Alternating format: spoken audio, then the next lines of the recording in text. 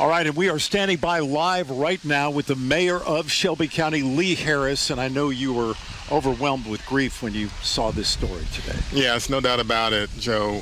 Memphis is known for a lot of things. We're known for our people primarily, but also, our food, our sports. But really one of the things that's at the core of Memphis is our civil rights legacy, our history.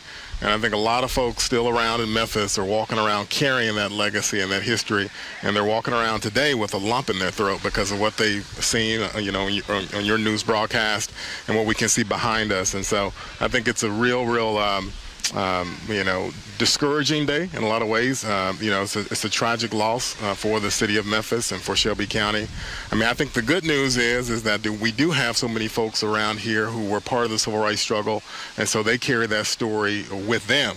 And so we've just got to be more intentional as a community of making sure that those individuals are out there sharing that story with the next generation, because, this endowment may be lost, but those stories are still, housed within us. Well, the former state Supreme Court Justice George Brown, who I know you know well, was here with us a little earlier today, and he said he wants to see a Notre Dame kind of resurrection happen with this sacred space here. He'd like to see an effort to bring this place back. Will you work tirelessly to see if that could be possible? Well, we've just left Easter, of course, not this Sunday, but the Sunday before was Easter Sunday, and of course that's the story of resurrection.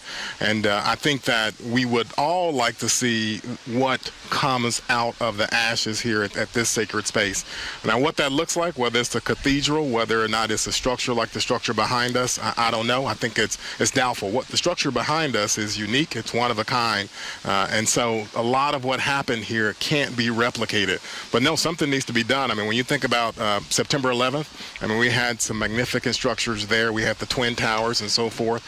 And it took a while to figure out what would take the place of those towers. And of course, now we have a whole new approach to telling the story of New York City. And so telling the story of the civil rights legacy will have to be done.